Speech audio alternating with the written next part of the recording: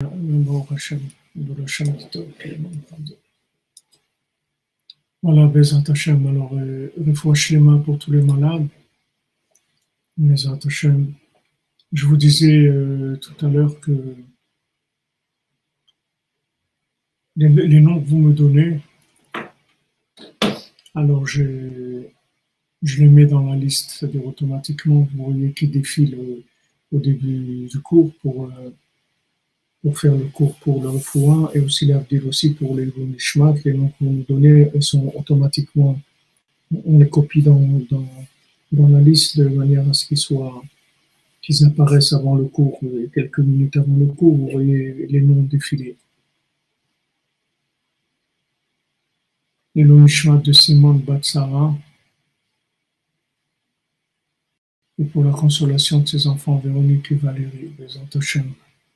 Mais envoyez-moi les noms. Si vous n'avez pas envoyé, envoyez-moi les noms. Vous dites que le son n'est pas net. C'est ça qui me dérangeait, parce que j'avais peur que ces micros-là ne soient pas au point. Maintenant, c'est le micro habituel, ça doit être mieux normalement. Bezat Hashem.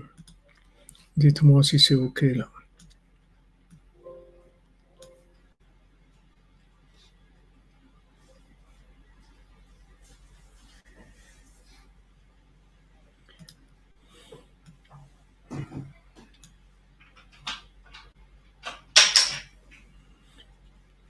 Le son est bon.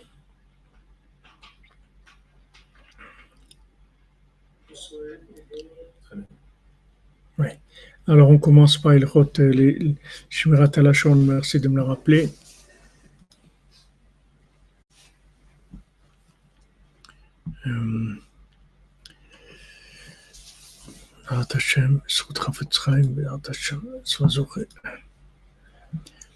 Il est permis de faire part des défauts de caractère de son prochain si on craint que nos enfants ne prennent sa mauvaise conduite en exemple, à condition d'expliquer clairement nos motivations. Donc, on veut protéger nos enfants sur le comportement de quelqu'un. Les enfants, ils voient tout, ils ne savent pas comment ça marche, etc. Donc, s'ils voient quelqu'un qui fait quelque chose qui n'est pas terrible et on a envie de les mettre en garde, on peut, mais il faut leur dire que c'est pour les protéger. Il est interdit de mentionner une faute commise par un homme envers son prochain, quand bien même les faits sont avérés et même si nous sommes nous-mêmes victimes d'une telle négligence. Donc, mentionner une faute commise par un homme envers son prochain, on n'a pas le droit, même si nous sommes la propre victime. Rappelez-le-moi à la fin, Bezat Hashem, que pour l'écouter Tfilot.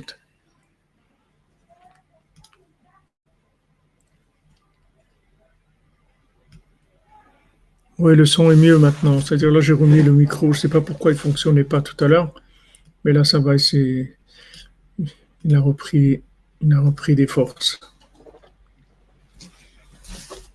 Donc, on continue notre étude sur la Torah 57, Ilchot Pesach Halacha Vav, et passage Yud Bet 12. Donc, on avait vu que, en fait, quand on a pitié du pauvre et qu'on lui donne la parnassa, on lui redonne la vie mamash et qu'on lui donne la force de ne pas tomber dans la situation de pauvreté mentale, c'est-à-dire de ne pas s'imaginer pauvre, c'est-à-dire qu'il garde le moral et qu'il garde en lui la certitude qu'il est quelqu'un de riche, il est le fils du roi et il passe un moment de pauvreté. Mais cette pauvreté, elle est extérieure à lui, c'est pas lui qui est pauvre. Il vit une épreuve de pauvreté, mais lui, il n'est pas pauvre. Donc, tout ce qu'on aide d'un pauvre, on a vu hier, c'est que pour l'aider à ne pas basculer dans cet état de fait-là, de ne pas accepter dans sa tête qu'il est pauvre. Parce que si, dans sa tête, il accepte qu'il est pauvre, alors ça va être très difficile de le remonter.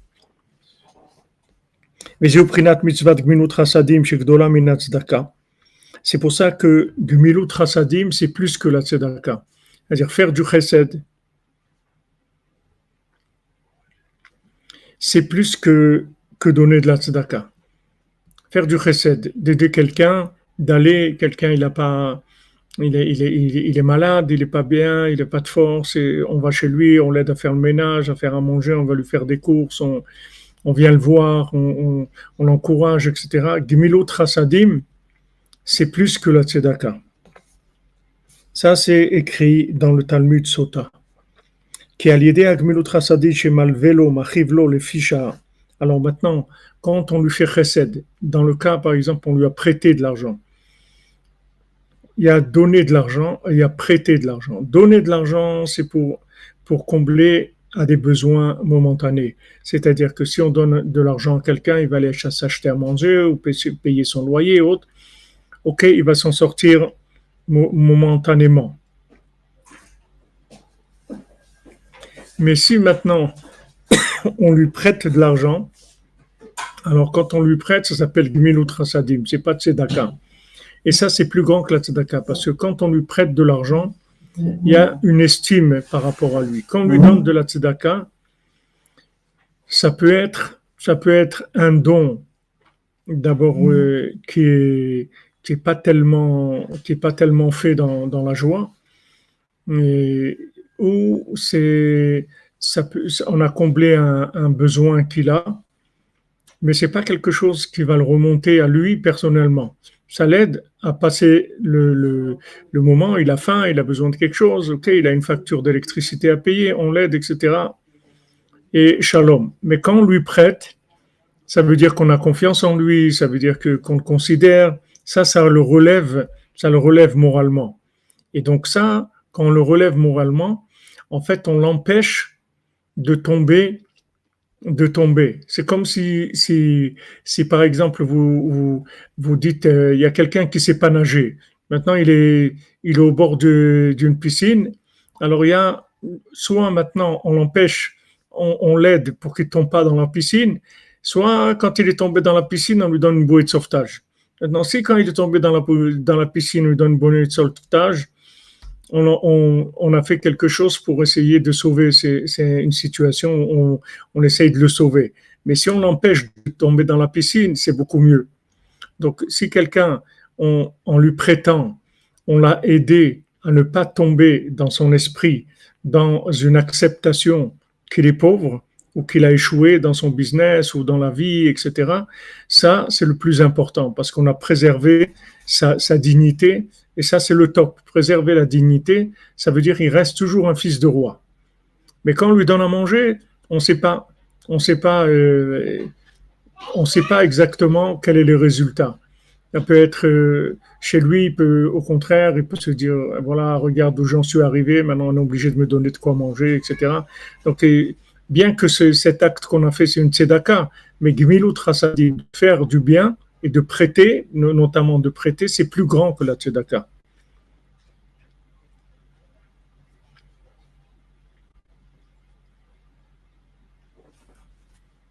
Voilà, exactement, comme vous dites, Madame Benana. C'est-à-dire, on lui donne une valeur et on investit en lui. Avec ça, il peut le sauver de la pauvreté, léolam, pour l'éternité. C'est-à-dire que nous, qu'est-ce qu'on apprend? Tout ce qu'on apprend de Rabbeinu, tous les shiurim qu'on fait et tout, on pourrait faire des cours qui sont beaucoup plus techniques et traiter des choses qui sont plus techniques. Mais les choses qui sont techniques, il faut que la personne déjà tienne debout avant de commencer à de la technique. C'est-à-dire ce on a surtout peur, c'est que la personne elle tienne pas debout. C'est ça qui nous inquiète le plus. Maintenant, si déjà il tient debout, il a ses dignités, après il va trouver son chemin. Il est déjà bien dans sa peau, il va trouver son chemin, Bezat Hashem. Mais si vous lui donnez des techniques, vous lui apprenez des techniques, il faut que d'abord il ait envie de pratiquer ces techniques, qu'il croit en lui pour pouvoir les pratiquer. Donc, le principal, c'est d'abord de renforcer la personne, de lui donner le courage, l'envie, la motivation, la dignité dont elle a besoin. Après, le côté technique, c'est quelque chose de beaucoup plus simple à apprendre. Chacun il peut apprendre tout seul comment on met une mezouza, ou comment on cachérise la viande, ou comment on fait Shabbat, tout ça, c'est des techniques, on peut apprendre de la technique. Mais avant que de rentrer dans la technique, il faut que la personne elle tienne debout d'abord.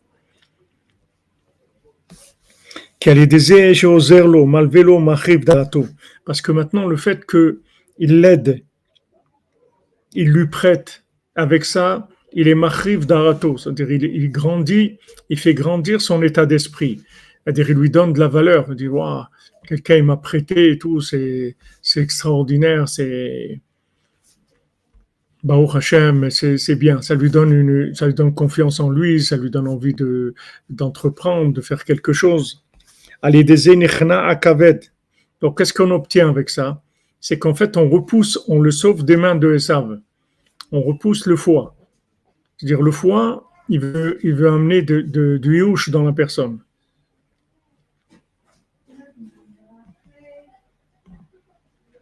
C'est-à-dire, le foie, il veut décourager la personne. Esav, il veut mettre les gens par terre pour les rendre des esclaves.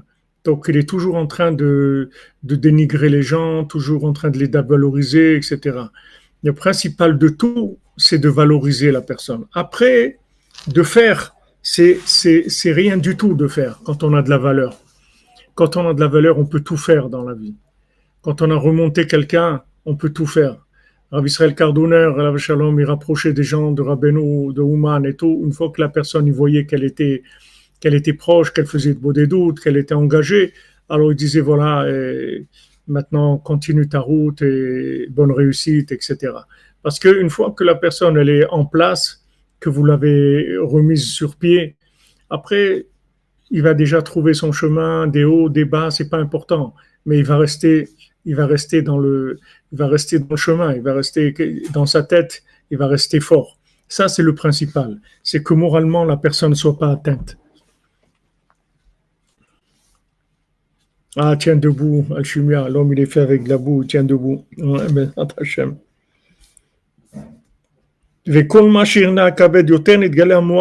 Donc maintenant, ce qui est extraordinaire, c'est que comme c'est des vases communicants, et que maintenant la situation de pauvreté dans laquelle il se trouve, dans la situation dans laquelle il se trouve, c'est une situation de pauvreté, d'accord? Ça, c'est un état de fait. Maintenant, il est dans la pauvreté. Maintenant, ce qui va changer, c'est comment il va vivre la pauvreté. Est-ce qu'il va vivre la pauvreté à la sauce de Esav ou il va la vivre à la mode de Yaakov? Sur la sauce Esav ou sur la sauce Yaakov? Sur le mode Esav ou sur le mode Yaakov? Il y a deux façons de vivre la pauvreté. Soit maintenant, la pauvreté, elle atteint le cerveau, c'est-à-dire que le foie, il a complètement noyé le cerveau. C'est-à-dire que la personne, elle mentalement, elle résiste pas du tout à l'agression de la pauvreté. C'est-à-dire, elle s'est résignée en elle-même. Comme il a dit notre ami Binyamin hier, elle est résignée en elle-même. Elle s'est résignée. Elle accepte qu'elle fait partie de telle sorte de gens, telle classe de gens. Il y a des pauvres, comme on dit, voilà, il y a 30% qui sont en dessous du minimum,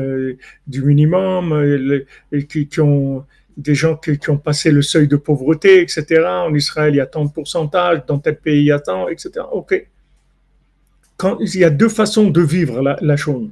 Soit maintenant, je me dis, moi, je suis quelqu'un de riche, la preuve, c'est que j'avais des choses. Et de toute façon, je suis quelqu'un de riche, même si j'ai pas eu, même si je suis né dans une famille pauvre, j'ai toujours été pauvre. Mais à l'intérieur de moi-même, j'ai un respect de moi-même.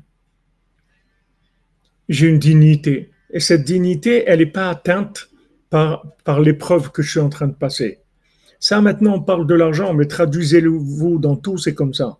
Mais je ne veux pas trop vous alourdir pour pas parler dans tous les domaines. Mais dans tous les domaines, c'est comme ça. Le mariage, le shalom bayit, la prière, l'étude, tout, c'est le même principe. Il y a deux façons de vivre les choses. Il y a le côté extérieur du rapport avec l'épreuve et il y a l'autre côté intérieur. C'est-à-dire que maintenant, comment, dans ma dignité, je suis atteint par ça. Si maintenant, par exemple, j'arrive pas à étudier, on est arrivé à me convaincre que je ne peux pas étudier, parce que je suis pas fait pour l'étude, ça y est, c'est terminé. C'est terminé pour moi. Je vais pas étudier. Et je vous ai raconté ça plusieurs fois, et je le raconte encore. Il y avait quelqu'un à Aix-les-Bains quand j'étais à la yeshiva, qu'une fois, il quittait la yeshiva, et il avait fait ses valises, il partait, et comme ça, il veut me dire au revoir, on s'est vu dans la cour, et je sais pas, en parlant comme ça, je lui dis alors, ouais, ça y est, tu rentres chez toi, tout ça, tu veux plus? Il me dit, ouais, parce que on m'a dit que j'ai rien à faire ici, j'ai pas une tête pour étudier la Torah.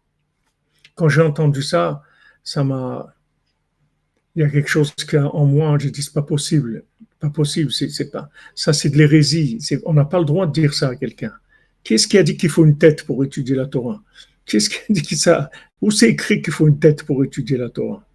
Pour étudier la Torah, il faut avoir envie, c'est tout. Qu'est-ce qu'il faut une tête?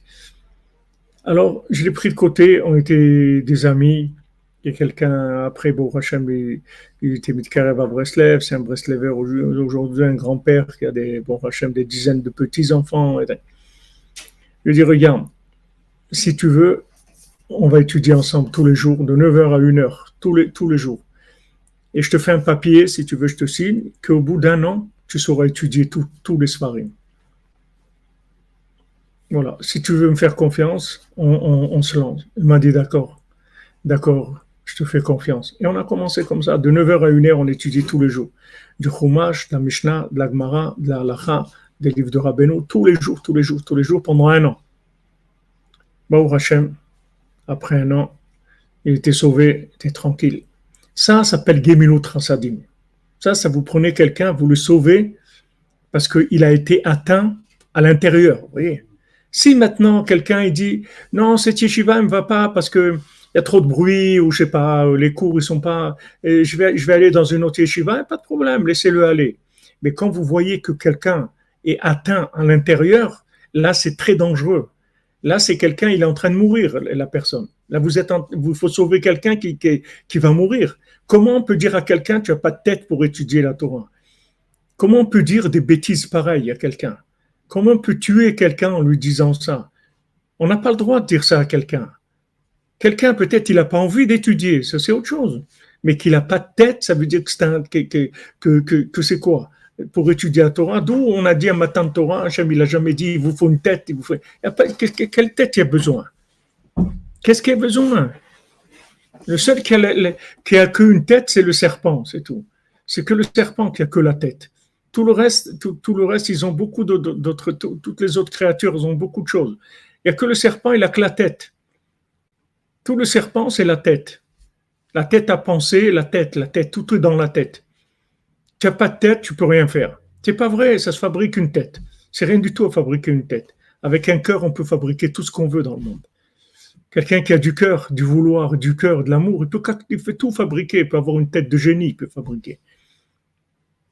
Vous voyez le cordonnier, il est avec ses chaussures à trois coins. Maintenant, si vous le condamnez, vous venez de vous dire, toi, mon ami, je sais vraiment pas ce que tu vas devenir dans la vie. Parce que déjà, à ton âge, tu travailles 17 heures par jour pour manger un morceau de pain. De l'argent de côté, tu peux pas en mettre parce que tu vends tes chaussures à un prix minimum. Quand tu vas arriver à la retraite, qu'est-ce que tu vas devenir? Tu vas mourir de faim. Si tu le prends, tu le casses comme ça, il peut mourir, le Ben Adam. Alors que tu vois qu'il est fait pour devenir gouverneur sur tous les gouverneurs. Pourquoi? Parce qu'il avait confiance en lui. Mais il dit, mais elles sont super mes chaussures, qu'est-ce que tu racontes? C'est des chaussures en sucre, des chaussures en miel, elles sont magnifiques, elles sont douces, elles sont extraordinaires mes chaussures. C'est des chaussures merveilleuses. Qu'est-ce que tu racontes? De quoi tu parles?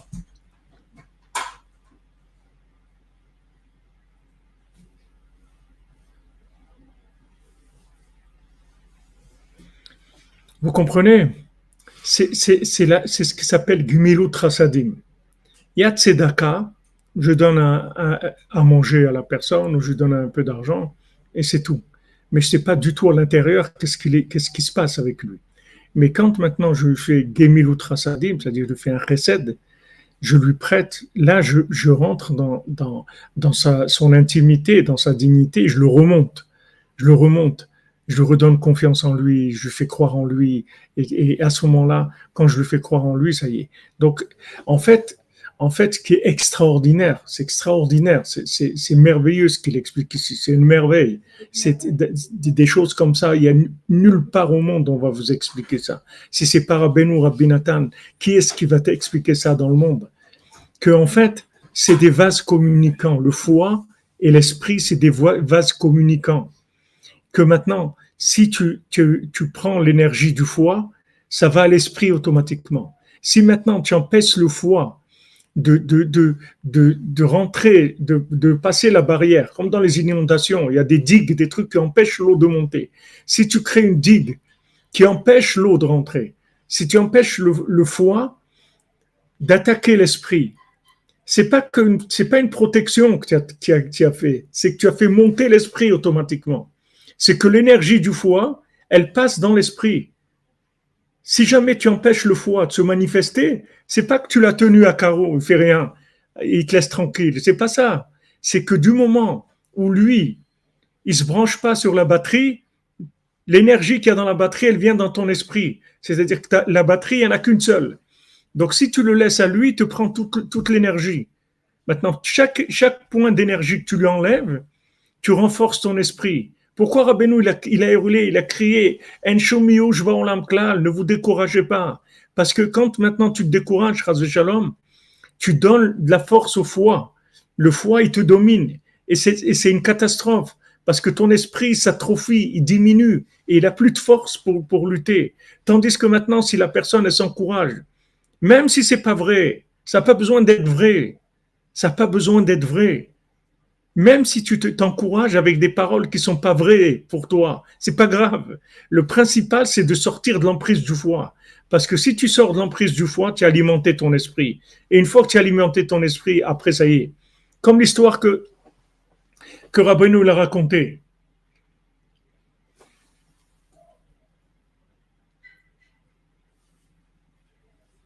Merci, Yitzhak Perez. Que Hachem te bénisse. Rabbeinu, il a raconté une histoire. Il a dit il y avait quelqu'un qui avait été travailler. Avant, les gens, ils partaient beaucoup travailler 6 mois. Ils partaient après les fêtes de fin d'année, c'est-à-dire de début d'année, de Sukkot, et ils revenaient à Pessah. Après Pessah, ils partaient, ou après Shavuot, ils partaient, ils revenaient pour Rosh Hashanah. Donc, ils allaient 6 mois où ils allaient faire les foires dans le pays.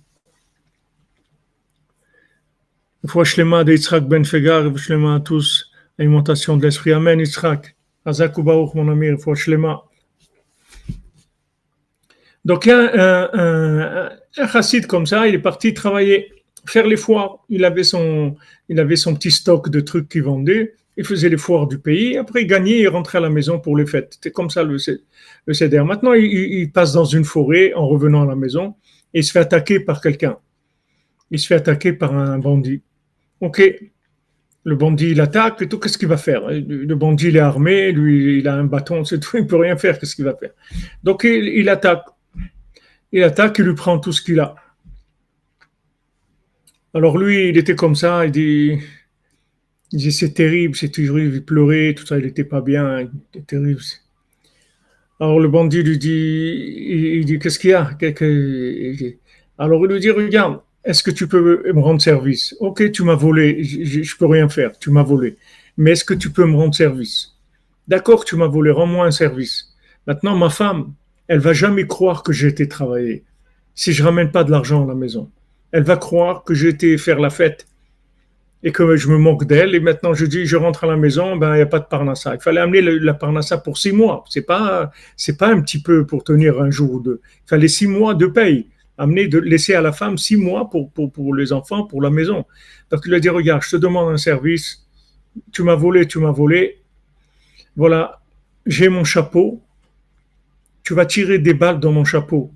Comme ça, ma femme, elle va bien voir que j'ai été attaqué. Je lui ai dit, mais regarde, tu vois bien que c'est des traces de balles. Il m'a tiré dans mon chapeau, il allait me tuer, t'es obligé, qu'est-ce que tu veux que je fasse? Alors l'autre lui dit, bon d'accord, alors il tire dans le chapeau, il dit non, une balle ça suffit pas, tire encore là. Une fois qu'il a vu qu'il avait plus de balles dans le chapeau, il a pris son bâton, il l'a assommé et il lui a pris non seulement tout ce qu'il a volé, mais tout ce qu'il avait volé à tout le monde, tout ce qu'il avait dans son stock, le voleur, il a tout récupéré. Benou il a raconté cette histoire-là. Merci à Michael Sebag. Michael Sebag, je viens t'envoyer t'envoyer la, hier je l'ai envoyé à des gens. Peut-être vous pouvez en envoyer le lien dans YouTube à notre ami.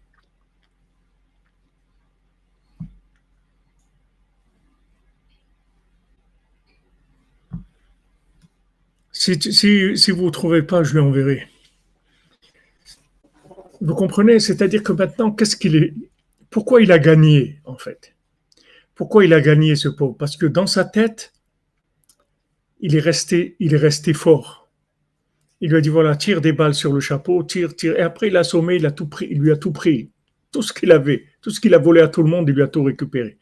Maintenant, vous vivez une situation difficile, n'importe laquelle, pauvreté, dispute, manque, solitude, haine, ce que vous voulez, manque d'études, manque de prière, tout ce que vous voulez. Il y a deux façons de vivre ça. Ou vous vivez ça avec le foie, ou vous vivez avec l'esprit. Si vous le vivez avec le foie, il va vous manger l'esprit. Parce que le foie et l'esprit, ils ont qu'une source d'énergie. C'est la même. Donc, si vous vous laissez emporter par ça, soit découragement, soit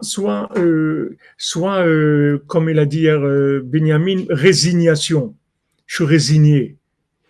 C'est pas pour moi, le mariage c'est pas pour moi, ça c'est pas la réussite, c'est pas pour moi, que je vais même trouver un petit boulot où je vais faire n'importe quoi pour avoir un petit bout de pain, mais pour moi il n'y a pas de réussite dans ce monde. Tous ces raisonnements-là, où tu n'arrives pas à prier, où tu n'arrives pas à étudier, tout ça, c'est le foie.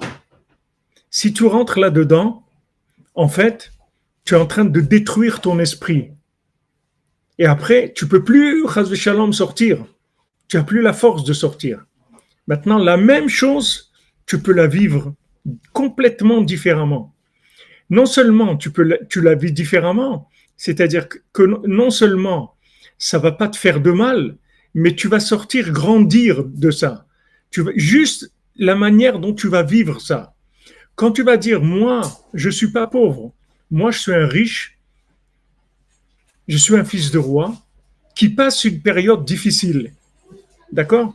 Quand tu dis ça, tu enlèves l'énergie que le foie devait prendre de cette situation, tu la transmets à l'esprit.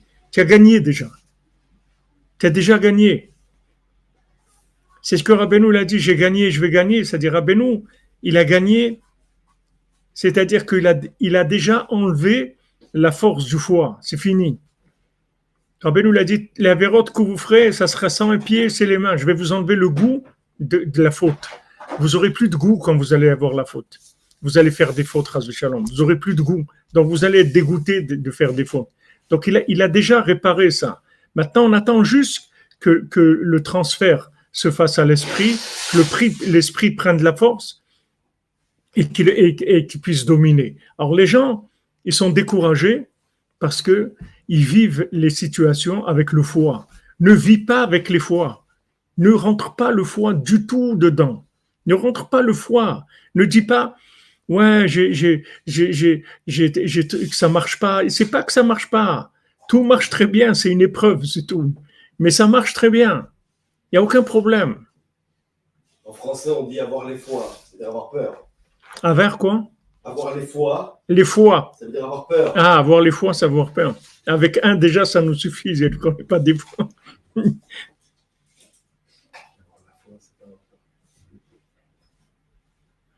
Voilà, comme vous dites, Madame Amazon, je traverse la vallée de l'ombre de la mort, mais j'y habite pas. C'est pas ma place. Moi, j'ai rien à voir avec ça. C'est pas moi. Moi, j'ai rien à voir avec tout ça. Ok, pauvre, dispute, angoisse, mais c'est pas moi. Moi, je suis autre chose. Si tu fais ça, tu prends l'énergie de Esav. C'est pas que tu sors intact de l'épreuve. Tu sors enrichi. Tu fais Yerida Tachlita Aliyah, c'est-à-dire de la descente, en fait, tu vas remonter. En fait, qu'est-ce que tu vas faire?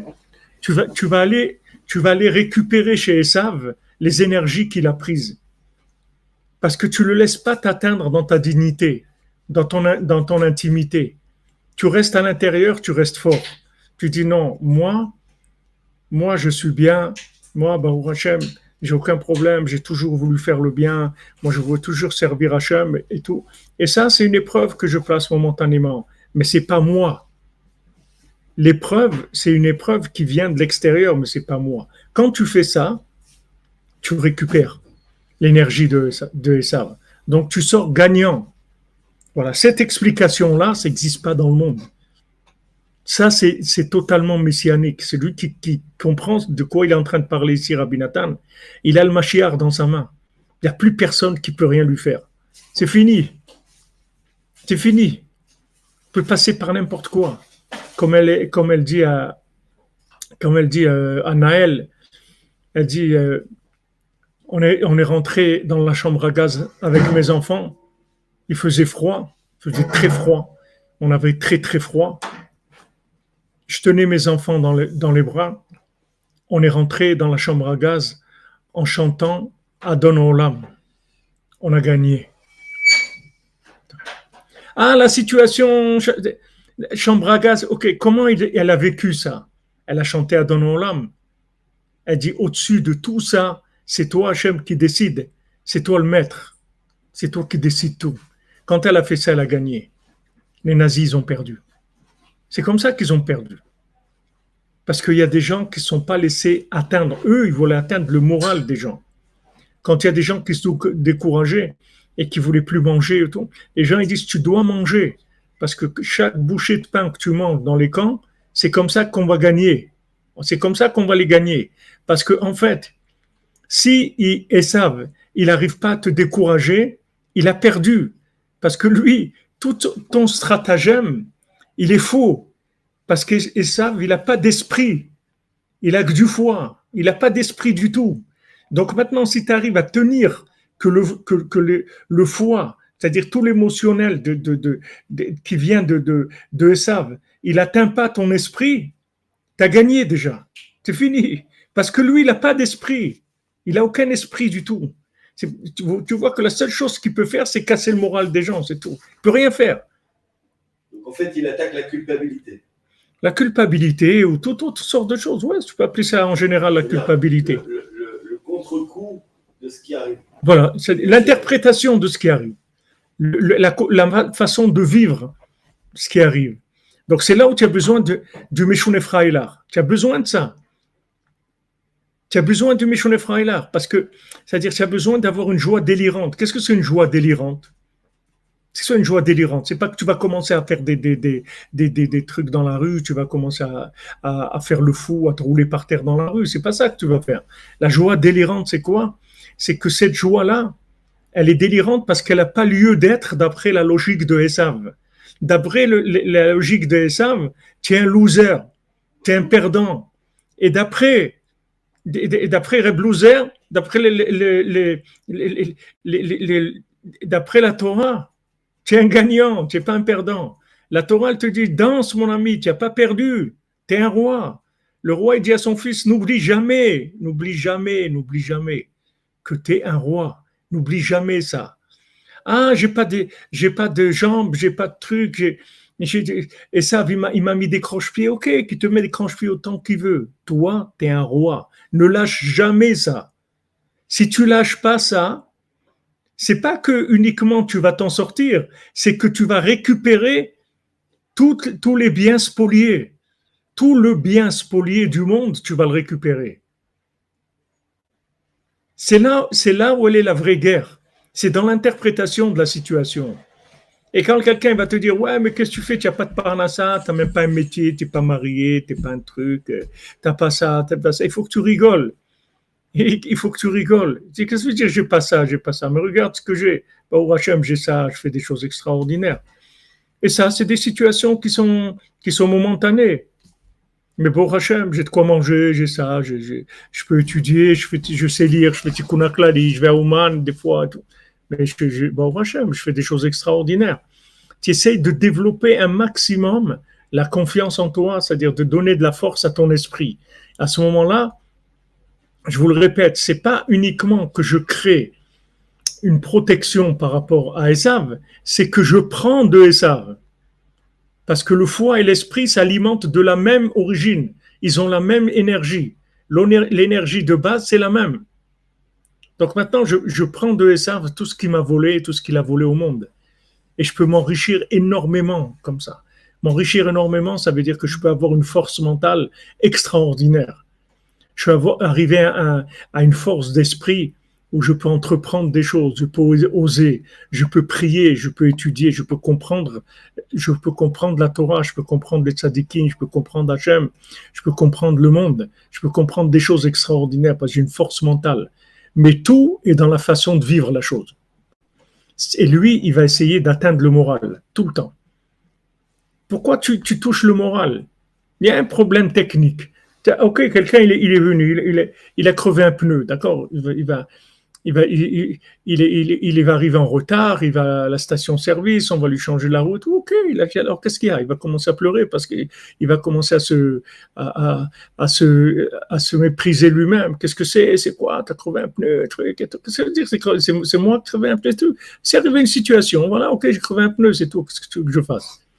Ok, je suis arrivé en retard. Et alors, Meshune Freiler, alors qu'est-ce qu'il y a? Je suis en retard, ça veut dire que je ne devais pas être là-bas, c'est tout. C'est Hakuna Matata. Hein? J'ai dit c'est Hakuna Matata. Je n'ai pas compris. Hakuna Matata. Je ne comprends pas ce que ça veut dire.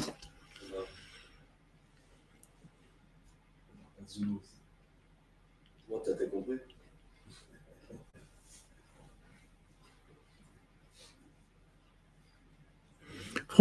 C'est-à-dire qu'on a, on a été le bien du monde. C'est pas que les biens qui ont été spoliés.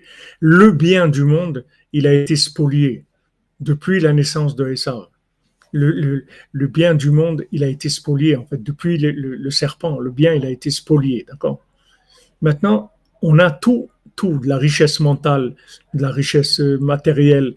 On a tout ce qu'il faut. Tout est là. Seulement, Esav nous l'a pris. Et il continue à vouloir nous le prendre.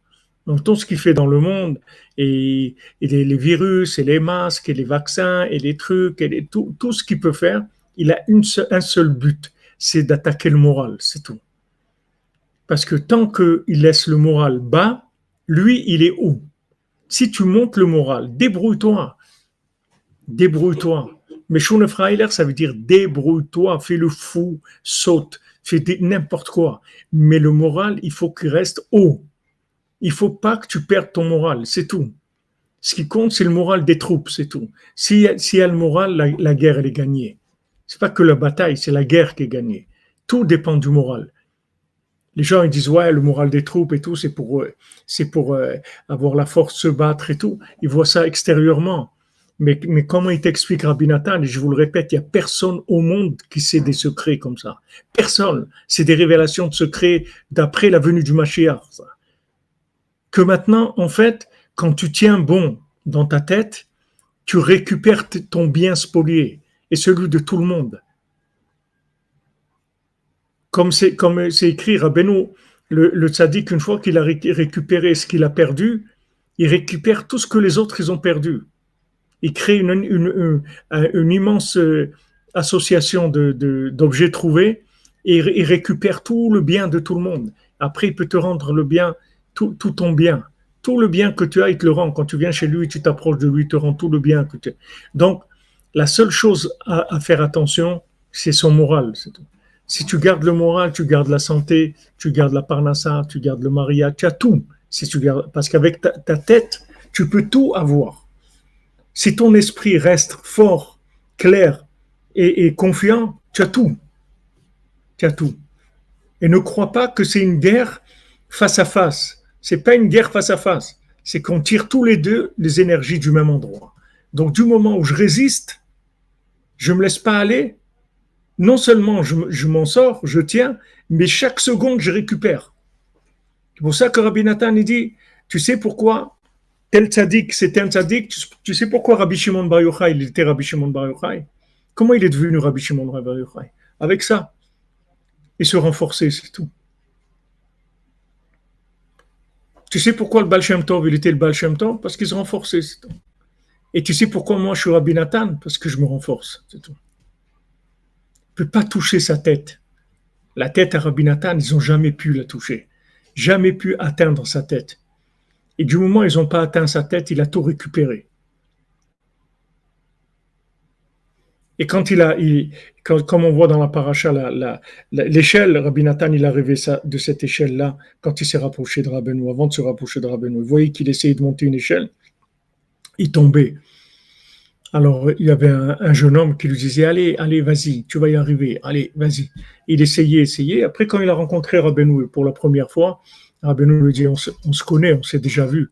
Parce que celui qui était venu dans son rêve pour le renforcer, c'est Rabbeinu. Mais il lui a dit comment ça allait se passer. Le principal, c'est que dans ta tête, tu restes fort. C'est tout. T'occupes pas maintenant la situation, elle peut avoir l'air d'être la plus dingue du monde. La plus terrible du monde. Dans ta tête, ne lâche pas. Reste fort dans ta tête. Et à ce moment-là, tu es sûr que tu as gagné. C'est pour ça que la Torah, elle dit, le Zohar, il dit, qui est-ce qui gagne la guerre? Celui qui tient l'arme dans sa main. Qu'est-ce que ça veut dire celui qui gagne la guerre, c'est celui qui tient l'arme dans sa main? Mais il faut se battre. Non, il ne faut pas se battre. Juste, tu tiens l'arme, tu ne la lâches pas. Tu tiens l'arme, l'autre, il tombe. L'ennemi, il tombe. Toi, tu tiens l'arme, c'est tout. Tu ne te bats pas, tu tiens l'arme. Tant que tu tiens l'arme, tu as gagné. Et il y a toute l'histoire sur la Torah bête, comment elle a été, la Torah sur la Tfila, sur Mashiach, sur l'épée du Mashiach, comment Rabbeinu il a révélé ça, et que Rav Shmuel Isaac, il avait fait un rêve avant avec qu'il arrivait dans un endroit où il y avait des épées, il voulait pas lui donner des épées, il lui disait mais est-ce que maintenant toi tu peux prendre une épée, tu sais pour prendre une épée il faut que tu sois comme ça, et tout un rêve extraordinaire. Et Rav Shmuel Isaac, qui était un des grands élèves de Rabbeinu, quand il a fait ce rêve, il était complètement bouleversé. Et quand il est arrivé chez Rabbeinu, alors Rabbeinu, après, sans qu'il sache exactement de quoi il est arrivé, mais Rabbeinu, il a dit la Torah bête sur l'épée du Mashiach, etc. Et là, Rav Shmuel Isaac, il était complètement époustouflé parce qu'il a vu que le rêve qu'il a fait, en fait, c'était un rêve de vision de la Torah que Rabbeinu, la Torah bête, la deuxième Torah du Likutei Moharan que Rabbeinu l'a dite après, et qui parle de ça, que de l'épée du Mashiach. L'épée du Mashiach. C'est-à-dire que en fait, l'épée du Mashiach, c'est l'épée de Esav. Mais quand elle vient dans la main du Mashiach, elle devient de la prière. C'est tout. C'est la même. C'est-à-dire que quand la bracha, Yitzhak qui donne la bracha à Esav, il lui dit Al-Charbecha Tichi, c'est-à-dire avec ton épée, tu vas vivre. Il lui dit pas, tu vivras de l'épée. Il aurait pu lui dire Al-Cherev, Imcherev Tichi, tu vas vivre de l'épée. Il lui dit non. Quand il lui dit l'épée à toi, tu vas vivre avec l'épée à toi. C'est-à-dire que si tu veux vivre, arrange-toi que l'épée elle soit à toi. En fait, il y a une seule épée. Il n'y en a pas deux. Il y a l'épée de Esav qui tue et il y a l'épée du Mashiach qui prie. C'est une seule épée. C'est pas deux. C'est la même. Seulement, si tu es fort dans ta tête, tu gardes l'épée. Tu pries. Il ne peut rien te faire. Il est affaibli. Il n'a pas d'arme. Il ne peut rien faire du tout. Il ne peut rien te faire. C'est toi qui as l'épée. Si tu ne pries pas, il prend l'épée. Et là, il fait ce qu'il fait avec. Mais il n'y a qu'une seule épée. C'est pour ça qu'il dit Al-Charbecha Tichi. Avec ton épée à toi, tu vas vivre. C'est-à-dire, si tu t'arranges que l'épée soit à toi, c'est comme ça que tu vas vivre. Mais j'ai pas de bracha pour toi. Il lui a dit, j'ai pas de bracha, parce que la bracha, c'est une seule. Je peux pas. Il lui a dit, je lui ai donné déjà tout à ton frère. Qu'est-ce que je te donne? J'ai rien pour toi. Il t'a tout pris, ton frère.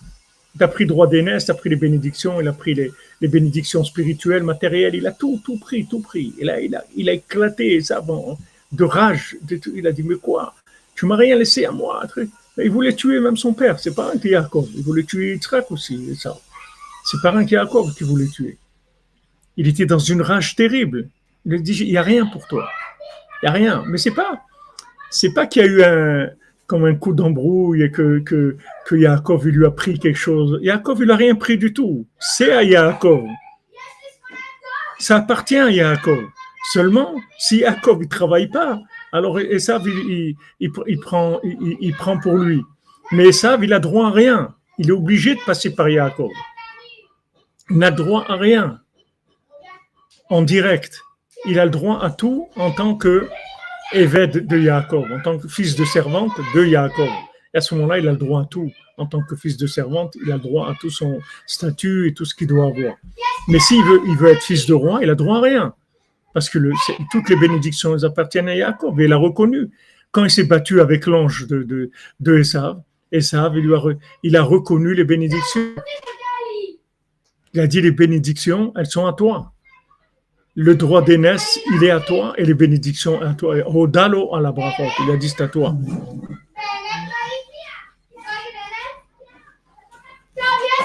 Refoua Shlema pour Vanina Alexandra, Alix bat Eva, Eva bat Liliane, Bezrat Hashem Besod Rabbeinu.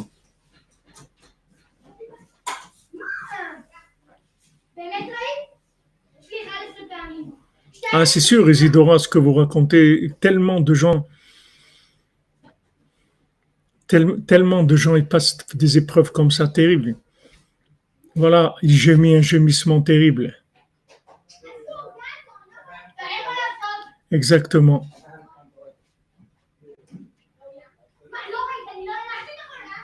L'ennemi intérieur exige pour lui-même des exceptions, et puis l'ennemi intérieur dénonce l'infutilité. Amen, amen, Bezat Hashem.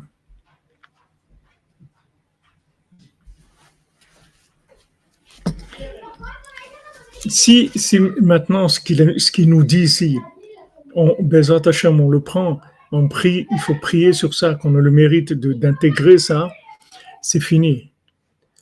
Tu deviens les intouchables, les invincibles, c'est terminé.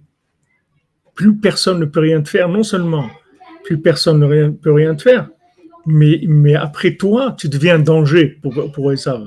Parce qu'une fois que tu as une force mentale qui est d'une résistance énorme, Esav, il va avoir peur de toi. Comme l'homme le Chacham dans le conte de l'infirme. Le Chacham, il vient, là-bas, le tzaddik, il voit que le pays, il est plein d'hérésies, de problèmes, etc. Il s'en va dans le désert. Non, ce désert-là, il ne lui plaît pas, il va dans un autre désert. En fin de compte, il atterrit où? Le désert, à côté des 2000 montagnes où il y avait là-bas tous les démons. Il s'installe là-bas. Alors, les démons, ils arrivent en délégation pour lui dire qu'est-ce qui te permet de venir ici? Il lui dit ça appartient à tout le monde. Le désert, il ne vous appartient pas. Je m'installe ici. Il dit, tu n'as pas peur? Il dit, non, je n'ai pas peur. Il a tracé un cercle. Il s'est mis avec sa famille dans le cercle. Et il a dit, moi, je n'ai pas peur. Mais il a dit, par contre, si je veux, vous allez avoir peur. Et il commence à prier un peu. Il y a de la pluie, il y a du tonnerre. Et quand il y a le tonnerre qui vient, ça tue les démons. Donc, dès qu'ils ont vu ça, ils se sont fait tout de suite copains avec lui pour sauver les meubles. Parce qu'ils ont dit, ce bonhomme-là, il est dangereux. Il peut nous tuer à tous. Donc, ils se sont fait copains avec lui. Comme Paro, il s'est fait copain avec Yosef. Il dit, faites attention parce qu'il peut vous tuer à tous, Yosef. Faites attention. Parce que c'est lui le vrai patron du monde. C'est lui le vrai patron. Le vrai patron du monde, c'est lui. Ne vous trompez pas. Seulement, extérieurement, il y a des gens qui ont des vitrines. Des gens qui ont des vitrines extérieurement. Mais ce n'est pas eux. Ce n'est pas eux qui tiennent le monde. Ce n'est pas eux qui tiennent le monde. Ceux qui tiennent le monde, c'est le tzaddik qui tient le monde. Le tzaddik, c'est lui qui tient le monde. Yosef, il n'y a pas une personne au monde qui peut lever son pied ou sa main sans que Yosef y décide. Il a dit Paro à Yosef, dans tout le pays, pas une personne ne lève son pied ou sa main sans toi. Ça veut dire qu'il a reconnu. Pourquoi il a reconnu? Parce qu'il a vu qu'il est perdant d'avance. Quand il a vu Yosef, il a compris que si jamais il rentre en conflit avec Yosef, il est terminé. C'est fini pour lui. Comme le roi des démons, il voit ce tzaddik il dit, oh là là, si je rentre en conflit avec lui, il va nous détruire à tous, donc il se fait ami avec lui, et il lui donne un livre avec il lui dit, voilà, que tu connaisses toutes nos familles, à nous, de manière à ce que tu saches que tout ce qui on est, etc. Et nous, on va te protéger tout le temps, et tu nous donnes le nom de tous les gens de ta famille, des portraits de tous les gens. Dès qu'il y a quelqu'un qui naît dans ta famille, tu nous donnes le portrait, comme ça je le rentre dans un livre qu'il est protégé, qu'on sait qu'on lui... Il devient copain avec lui. Pourquoi il devient un copain avec lui? Parce qu'il a compris où ça se trouve. Maintenant, le monde, il est inversé. Les gens, ils ne savent pas qui est-ce qui dirige le monde. Mais il va venir un jour où les gens ils vont voir qui est-ce qui dirige vraiment le monde. Aujourd'hui, les gens ils croient à l'extérieur comme ça, ouais, que c'est ça, il fait des choses. Il va venir un jour où les gens ils vont voir exactement qui est-ce qui a le pouvoir dans le monde. Qui est-ce qui manipule le monde? Qui est-ce qui décide de tout ce qui se passe dans le monde? C'est pas les gens qui sont à la télévision, ni à CNN, ni dans les journaux, ni dans les gouvernements. C'est pas eux qui dirigent le monde. Les gens qui dirigent le monde, c'est les travailleurs de l'ombre, c'est les gens qui se lèvent la nuit, c'est des gens qui font des psaumes. C'est eux qui dirigent le monde. Seulement, comme Rabbeinu dit, j'ai gagné, je vais gagner, j'ai terminé, je vais terminer. Terminé, j'ai déjà terminé, mais maintenant le temps que les énergies, elles se transfèrent du foie à l'esprit, ça prend le temps que ça prend. Mais c'est déjà gagné, c'est sûr. C'est sûr, 100% c'est gagné. Il n'y a aucun doute sur ça. Donc, il faut faire attention, juste de pas se laisser attraper par ça, parce qu'il essaye de gratter tout ce qu'il peut. Il sait qu'il a perdu. Et Rabbi nous dit, quand comme il sait qu'il a perdu, il essaye encore plus de faire du mal, parce qu'il sait qu'il a perdu. Donc, il n'a plus rien à perdre, il essaye de faire du mal. Et nous, de notre côté, on doit être Meshune Frailar dans l'autre côté, c'est-à-dire on doit avoir une folie délirante, c'est-à-dire une joie délirante, une joie folle, c'est-à-dire que malgré qu'apparemment, on n'a pas une raison d'être joyeux d'après les critères de Esav, on est super joyeux parce qu'on sait qu'on a gagné déjà. On est convaincu qu'on a déjà gagné. Mais la base de tout ça qui est extraordinaire, c'est de savoir que c'est pas deux armées qui s'attaquent, qui s'affrontent. C'est en fait une seule énergie. Ça dépend qui est-ce qui va la prendre, c'est tout. Mais c'est pas deux armées qui viennent une en face de l'autre, chacune avec ses armes. Il n'y a qu'une seule arme, c'est une épée. Il n'y en a qu'une seule. Celui qui la prend, il a gagné. C'est pour ça que le Zohar, il te dit, si tu tiens l'épée dans ta main, tu as gagné. Il n'y a pas besoin de faire de la guerre. Je tiens, c'est tout. Je tiens, tu ne vas pas me bouger, c'est tout. Mon Idbo des doutes, je vais la faire. Mon Khatsot, je le fais. Mon Tikkun HaKlali, je le fais. Ma Tzedaka, je la fais. Ma Simcha, je le fais. Je danse un peu tous les jours. Je vais à Ouman dès que je peux. Ça, tu ne vas pas me le prendre. Et si je tiens ça, j'ai gagné déjà. Parce qu'avec ça, je prends toutes les énergies de ça. Et je suis en train de remplir mon compte. C'est-à-dire, chaque jour, je prends de la force. Chaque jour, je prends de la force. Chaque jour, je prends de la force. Alors lui, il t'attaque moralement. Il te dit, mais regarde, c'est vrai, tu fais ça et ça, mais regarde dans quel état tu es. Regarde dans quel état tu te trouves. Regarde comment tu es, quel comportement tu as, qu'est-ce que tu dis, comment tu trucs, etc. Il essaye de te décourager, de te saper le moral, de te casser l'esprit. C'est la seule chose qu'il peut faire. Pour ça que Rabbeinu, il a créé Tzahak, Bekol Gadol. Rabbeinu, il a créé une voix qui va jusqu'à la fin des temps. Ne vous découragez pas. Il n'y a pas le désespoir. Pourquoi Rabbeinu dit que le désespoir n'existe pas? Pourquoi il dit que ça n'existe pas? Il ne dit pas ne te décourage pas. Il te dit que ça n'existe pas. Que le désespoir, c'est une arnaque. Ça n'existe pas. Parce que tu as gagné déjà. Seulement, tu ne le sais pas. Mais tu as déjà gagné. Donc, sois fort dans ton esprit. Ne lâche pas. Ne lâche pas tes valeurs, ne lâche pas le bien que tu fais, ne le lâche pas. Accroche-toi, ne lâche pas ça. Surtout le dialogue avec Hachem, ne le lâche pas sous aucun prétexte. Quoi qu'il se passe dans la vie, que du bien, Bezrat Hachem, et ne lâche jamais ça, de parler tous les jours avec Hachem. Ne lâche pas, parce que si tu tiens quelque chose, la chose que tu tiens, elle va te récupérer tout. Va te récupérer tout, parce que Esav, en fait, il a rien, il acquiert rien. Il est tout le temps en train de faire des nouvelles choses parce qu'il a rien qui lui appartient. Il a de la paille, il a rien de solide dans ce qu'il fait. C'est tout le temps, il doit se renouveler, trouver quelqu'un d'autre à voler, qu'elle a tué, à faire des trucs, etc. Mais il y a une seule épée. Ne croyez pas qu'il y a deux. épées, il n'y a pas deux épées qui s'affrontent, il n'y en a qu'une seule. Celui qui la prend, il a gagné. Comment je la prends? Je tiens debout. Qu'est-ce que c'est Amida? C'est la tfila, Rabbeinu dit. Qu'est-ce que c'est tenir debout? C'est la prière. Je prie, quoi qu'il en soit, je prie. Je prie, je lâche pas la prière. Je lâche pas. Voilà, comme on a dit cette nuit, si maintenant tu as des doutes, tu veux quelque chose, tu répètes 70 fois, Rabbeinu dit 70 fois, c'est ce qu'il faut pour accoucher, pour faire naître la chose. Tu répètes 70 fois, Hachem, donne-moi de la simra, s'il te plaît. Hachem, je veux être Bessimra. Hachem, je veux être Bessimra. Tu répètes 70 fois. Tu as autre chose, tu demandes. Voilà, c'est ça l'épée. C'est ça ton épée. Tant que tu tiens ça, tu as gagné. C'est sûr que tu as gagné.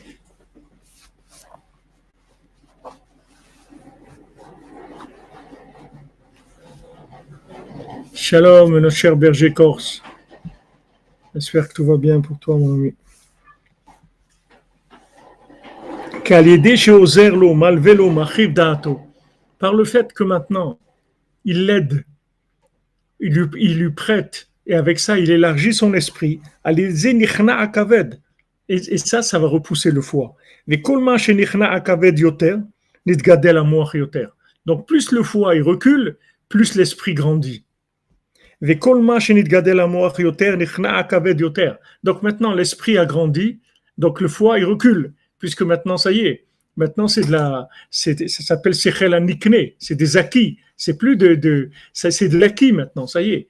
Du moment où je me suis renforcé, alors je deviens maintenant quelqu'un qui va récupérer toutes mes billes que Esav m'a prises. C'est-à-dire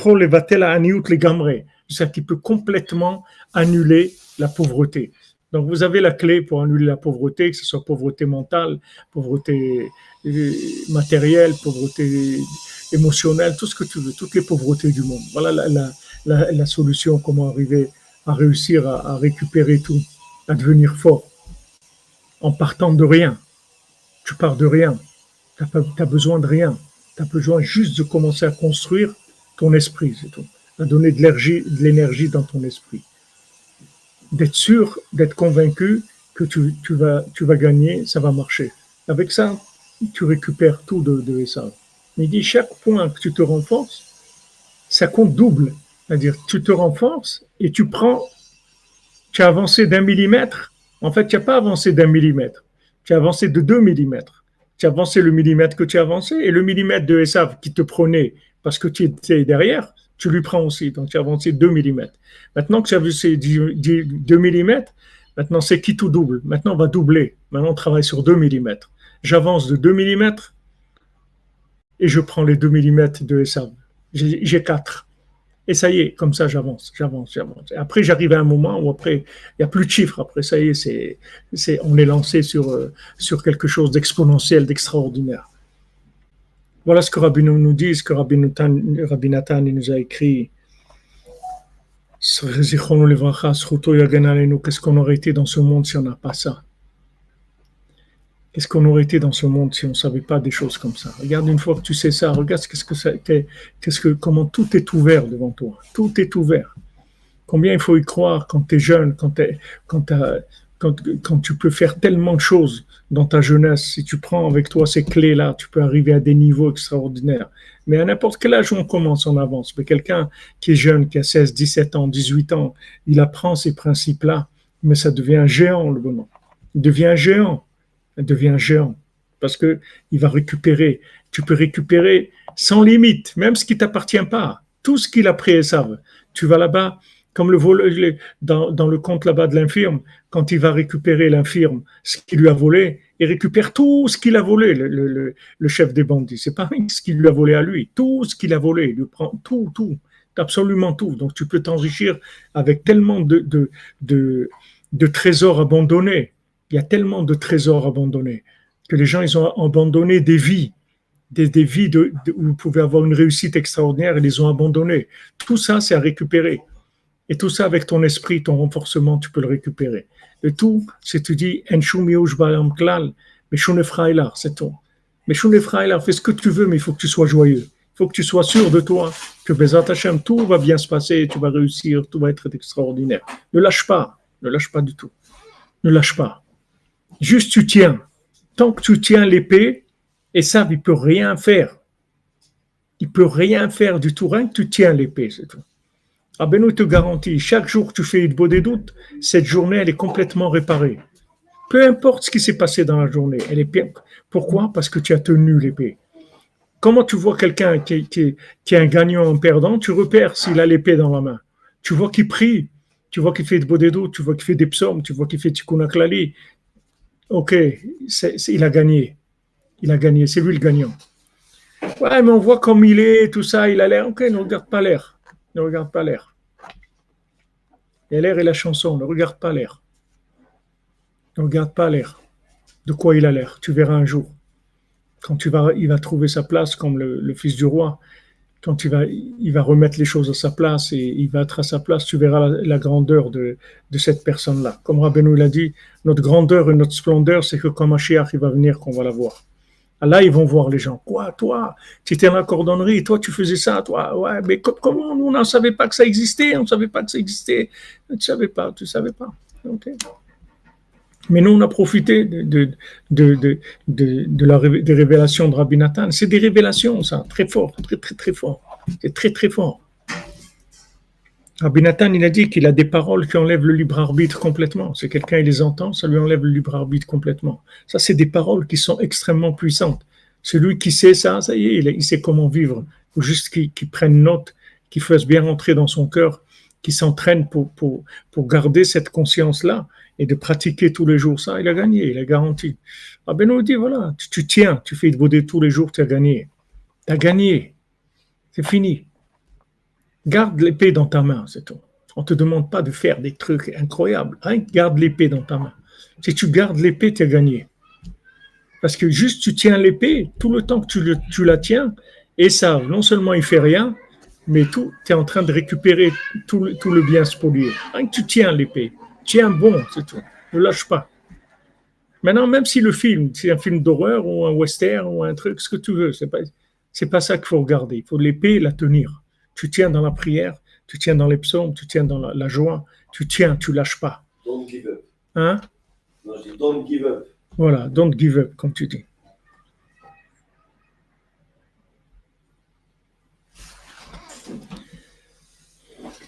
Emunim, ça veut dire entraînement, oui. Exactement.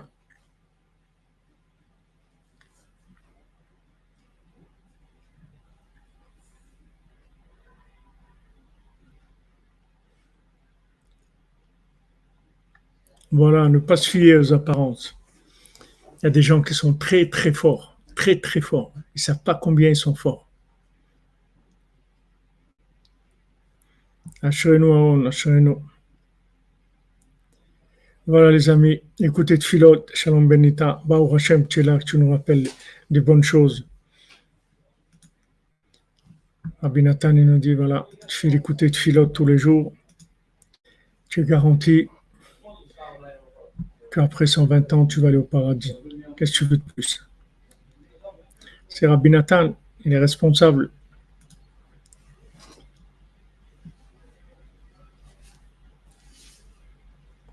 Ribono Shel Olam, El Baruch Gadol Dea, maître du monde, béni, et celui qui a la grandeur de la conscience, qui a la grande conscience. Zakenu Baracham Rabim, Vegale Lanu Bechasadecha Atzumim, et Tzadik Haemet.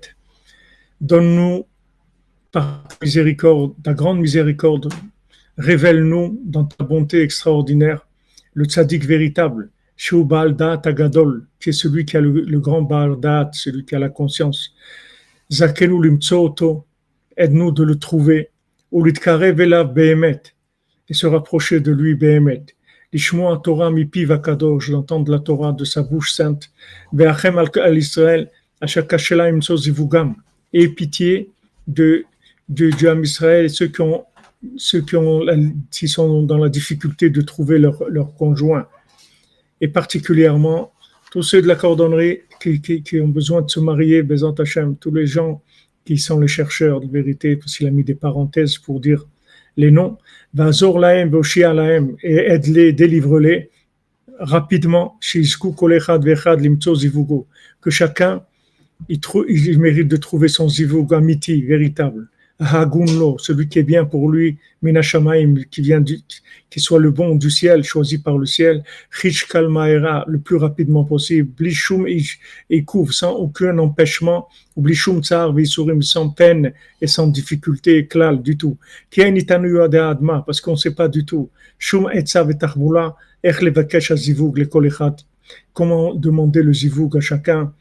Qui kama cacher les adam zivugo amiti. Parce que comment c'est difficile pour quelqu'un trouve son véritable zivug. Qui kol zivugim hem shnei fachim. Parce que tous les zivugim ce sont des opposés. Bifrat que les familles même befer gadol meod, et particulièrement des fois où ils sont des opposés, très grands opposés. Asher cacher les avgam kechiyat yamsouf. Voilà. Qu'on a étudié cette nuit, que c'est difficile de les rapprocher comme Kriyat Yamsouf. Ve'yefshar lechabram les avgam kim al yedei adat amiti ameshader kol hashiduchim. On ne peut les faire se rencontrer et les faire tenir ensemble qu'avec le da'at, la conscience véritable qui réunit toutes les parties. Alken tzrichim lishmoa Torah mipi abar da'at amiti. C'est pour ça qu'on a besoin d'entendre la Torah de la bouche de celui qui est le vrai conscient du monde. Shu mechadesh chidushim niflaim baTorah. Que lui, il fait des chidushim, des choses nouvelles, extraordinaires dans la Torah, que lui, c'est le tzaddik Haemet. Donc, il prie ici pour qu'on ait le mérite de se rapprocher de Rabbeinu.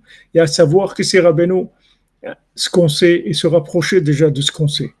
Ça, c'est dans l'écouté de Philot, le deuxième l'écouté de Philot, la Torah, la Tfila, même He, 45. Voilà, les amis, Be'atzlacha. Il faudrait que je trouve comment copier ça et vous le mettre le texte aussi, que vous puissiez lire en même temps que moi, ceux qui savent lire en hébreu. Les attachés, on va voir comment on peut faire ça. Be'atzlacha, les amis, bonne journée, portez-vous bien, que des bonnes nouvelles, beaucoup de force, beaucoup de joie, et on a gagné déjà. Baruch Hashem.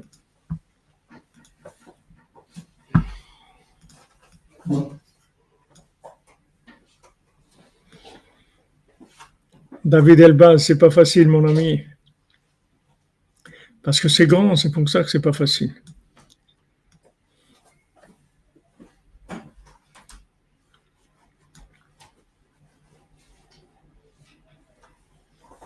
Voilà, Madame Dora, vous faites comme ça, 70 fois, vous l'écrivez, comme on nous faisait à l'école. J'écris 100 fois ça, j'écris 70 fois, j'écris. Et ça marche, Baruch Hashem, ça marche. אל אזכרה ואשפך עלי נפשי כי אעבור בסך הדתם עד בית אלוהים בכל רינה ותודה מון חוגג מה תשתוכחי נפשי ותהמי עלי הוכיני לאלוהים כי עוד עודנו ישועות פניו אלוהי עלי נפשי תשתוכח על כן אזכוך מארץ ירדן בחרמונים מהר מצר תהום אל תהום קורא לכל צינוריך כל משמריך וגליך עלי עברו יומם יצווה אדוני חסדו ובלילה שירו עמי תפילה לאל חיי אומר הלל סלי למה שכחתני למה קודר אלך ולחצויך ורצח בעצמותיי חרפוני צורריי באומרם אליי כל היום איה אלוהיך מה תשתוכחי נפשי ומה תהמי עליי הוכיני לאלוהים כי עוד עודנו ישועות פניי ואלוהי למנצח אל תשחט לדוד מכתב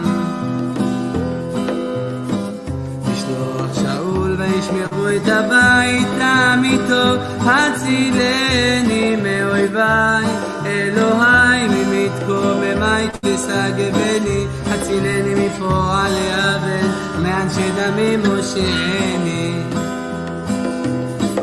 הנה ארבו לנפשי יקורו עלי עזים לא פשעי ולא חטאתי אדוני וליעבון ירוצו ויתלוננו הוא לקראתי אתה אדוני אלוהים צבאות אלוהי ישראל. הכיסא לפחות כל הגויים על תחון כל פוקדי אבן סלע. ישובו לערב ימוחק הלב ויסובבו עיר. הנה הביון בפיהם חרבות בשפתותיהם כי מי שומע. ואתה אדוני תשחק למו תלעג לכל גויים וזו אליך אשמורה. כי אלוהים משגבי אלוהי חסדי יקדמני אלוהים יראני בשורר יתרגם ונשכחו עמי. אני עמו בחילך והורידמו מגדילנו אדוני. חטאת פי דבר שפתמו ולכדו בגרונם ומעלה ומככה שספרו כלה וחמה כלה ולאמור וידעו כי אלוהים מושל ויעקב לאפסי הארץ אלה. וישובו לערב ומוחק הלב ויסובבו עיר. הם יניעו לאכול אם לא ישבעו וילינו ואני אשיר מוסך ואענה לבוקר חסדך. כי היית משגב לי ומנוס ביום צר לי עוזי אליך אזמרה. כי אלוהים משגבי אלוהי חסדי. למנצח על עדותו לאסף מזמור. קולי אל אלוהים ואצעקה קולי אל אלוהים והאזין אליי. ביום צרתי אדוני דרשתי ידי לילה נגרה ולא תפוג מענה. הנחם נפשי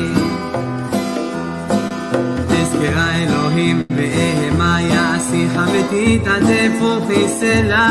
אחזת שמורות עיניי הפעמתי ולא אדבר. חשבתי ימים מקדם שנות עולמים אזכרה נגינתי בלילה. עם לבבי השיחה ויחפש רוחי על עולמים יזנח אדוני ולא יוסיף לרצות עוד. האפס לנצח חסדו גם הרומר לדור ודור. השלחה חנות אלים קפץ בהפרח המפסלה. ואומר חלותי שנות ימין עליון אזכור מעלליה. כי אזכרה מקדם פילך בהגיתי בכל פעולך בעלילותיך שיחה. אלוהים בקודש דרכך מאל גדול כאלוהים. אתה האל אוסף להודע דבר ממוזך. גאלת בזרוע עמך וליעקב ויוסף סלע. ראו חמיים אלוהים ראו חמיים יחילו הפרגזו תהומות. זורמו מים אבות כל נתנו שחקים אף חצציך התהלכו. כל רמך בגלגל העיר ורגיל תבל.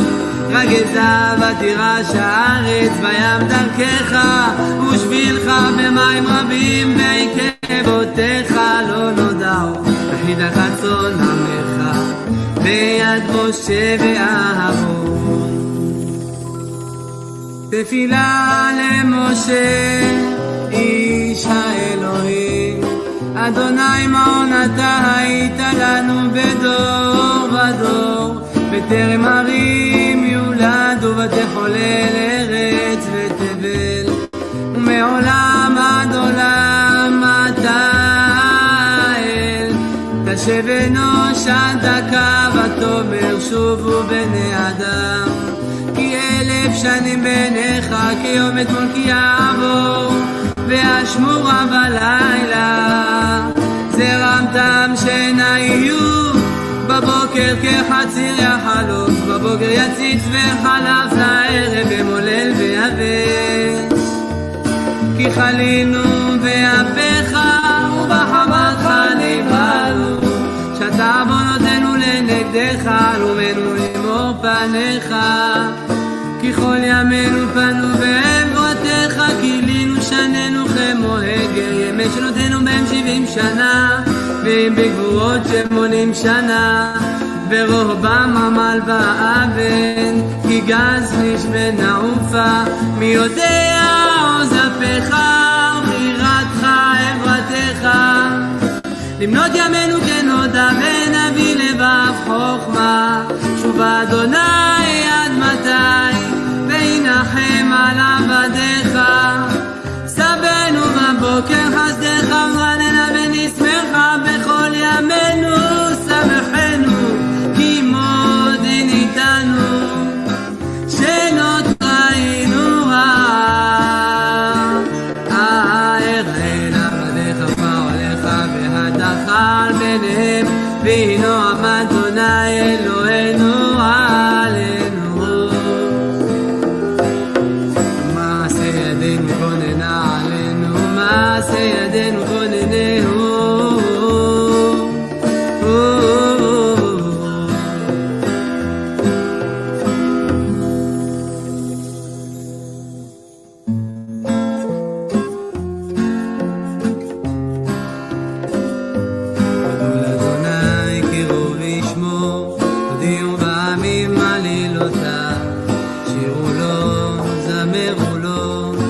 שיחו בכל נפלאותיו, יתהללו בשם קודשו, ישמח לב מבקשי אדוני, חירשו אדוני ועוזו, בקשו פניו תמיד.